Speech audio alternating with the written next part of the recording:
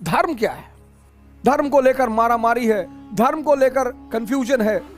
धर्म बड़ी महान चीज है sir, very noble, very noble. और अगर ये आपको समझ में आ गई तो महान बना दे, और ना समझ में आए तो शैतान बना दे। इसीलिए तो मार्क्स कहता है ना कि रिलीजन इज ओपियम। किनके लिए? सबके लिए नहीं, जिनको समझ में नहीं आती है उनके लिए। जिनको समझ में आ जाए उनको तो ग्रेट बना दे। बुद्ध अगर बीए एमए किए होते तो कहीं बैंक में बाबू होते। रिलीजन समझ में आ गया, इमॉर्टल हो गए, खुदा हो गए, महावीर, दादू, नानक, रैदास। धर्म है क्या बेसिकली?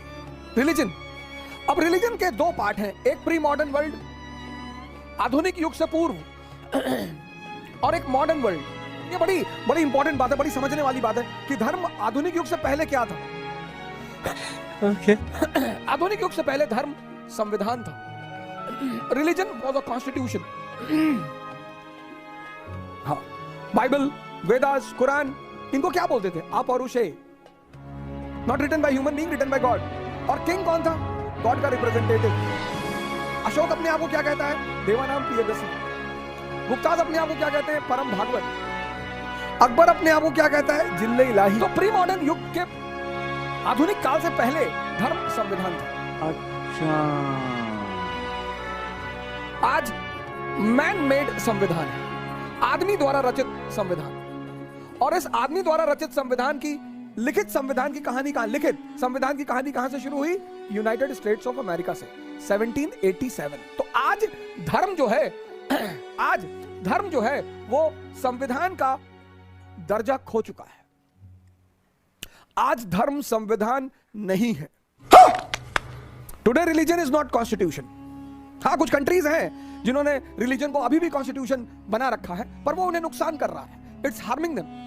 धर्म का जो दूसरा फंक्शन था, पहला संविधान, दूसरा जो धर्म का सबसे इंपॉर्टेंट पहलू है जिसको बहुत सारे लोग नहीं समझते, वो है ह्यूमन ट्रांसफॉर्मेशन। Human transformation. अब ये क्या है ह्यूमन ट्रांसफॉर्मेशन? एक वर्ड सुनते होगे, कन्वर्जन। अरे वो मुसलमान बना रहे हैं, वो हिंदू बना रहे हैं, वो ईसाई बना रहे हैं। सर वो सब फेक कन्वर्जन है। कन्वर्जन दो तरह से है। ईसाइयों ने, क्रिश्चियनों ने बड़ा कन्वर्जन पर जोर दिया, मुसलमानों ने कन्वर्जन पर जोर दिया, जबकि किसी भी धर्म का जो बेसिक प्रिंसिपल है वो है कन्वर्जन। बड़ी अजीब सी बात है ये। The basic principle of every religion is conversion. Hindu धर्म का भी है कन्वर्जन, बेसिक प्रिंसिपल। इस्लाम का भी है, क्रिश्चियनिटी का भी है, सबका है। तो कैसा कन्वर्जन? हम सब जब पैदा होते हैं तो अपने सेंसस पे रहते हैं। नरेंद्र अपनी सेंसस पे है, और दूसरा है कॉन्शियस, चेतना। बहुत इंपॉर्टेंट बात बता रहा हूं, सुन लो। अगर आप हमसे कुछ सीखते हैं तो हमारी किस्मत। रिलीजन, बहुत बड़ा मुद्दा डिस्कस करने जा रहा हूं। रिलीजन अल्टीमेट चीज, अल्टीमेट। अब देखो नरेंद्र, एक बर्थ आपको किसने दिया? मदर ने। हम सब सेंसस पे पैदा होते हैं। तो 570 AD में मोहम्मद साहब का जन्म हुआ हाशिमिट क्लैन में, और 7th century central and west Asia, Europe, Asia, सब सब सब अंधकार से गुजर रहे थे। सब, ऑल ऑफ देम, ऑल, ये सब अंधकार से गुजर रहे थे। सब। क्यों अंधकार? फ्यूडलिज्म।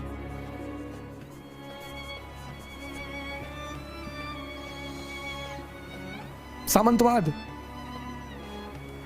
जो यूपी और बिहार में आज भी जिंदा है। जिंदा तो लगभग पूरे भारत में है, लेकिन सबसे ज्यादा ताकतवर है यूपी और बिहार में। सामंतवाद अगर कहीं खत्म हुआ है तो भारत का वो एक स्टेट है जम्मू एंड कश्मीर, जहां पर फारूक अब्दुल्ला के पिताजी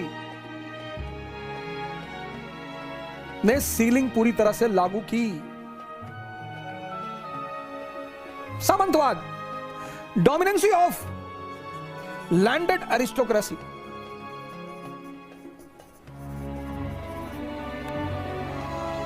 अंधकार। अगर भारत में स्त्रियां सती सिस्टम में परेशान हो रही थी तो यहां विच हंटिंग।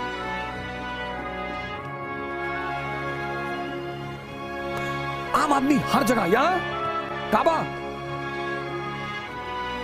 जितने डिफरेंट टाइप के ट्राइबल्स थे सबके गॉड रखे हुए थे, साल में एक बार मिलते थे, उसको बोलते थे ट्रूस ऑफ गॉड। साल में एक बार सब आते थे अपने अपने भगवान से मिलने के लिए, ट्रूस ऑफ गॉड। उस वक्त कोई किसी को कुछ नहीं कहेगा। लड़ाइयां चल रही थी, स्त्री की बुरी दशा, आम आदमी की बुरी दशा, चारों तरफ अंधकार। ये देखो, ये अब इमोशनल मत होना। सारे रिलीजन का बस दो ही काम था, संविधान और ट्रांसफॉर्मेशन। अब राणा प्रताप और अकबर की लड़ाई हुई, अब उसको प्रेजेंट करना है तो प्रेजेंट कर देंगे। हिंदू मुसलमान का मामला था।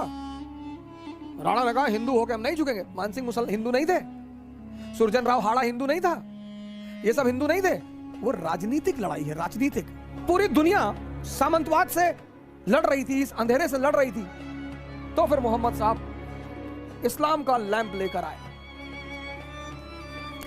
मुसलमानों के खिलाफ कुछ भी बुलवा लो, इस्लाम के खिलाफ कैसे बोल सकते हैं? हिंदुओं के खिलाफ कुछ भी बुलवा लो, हिंदुइज्म के खिलाफ कोई कैसे बोल सकता है? सिखों के खिलाफ बुलवा लो, पर सिखिज्म के खिलाफ कोई नहीं बोल सकता। ये बड़ी अच्छी बात कही आप।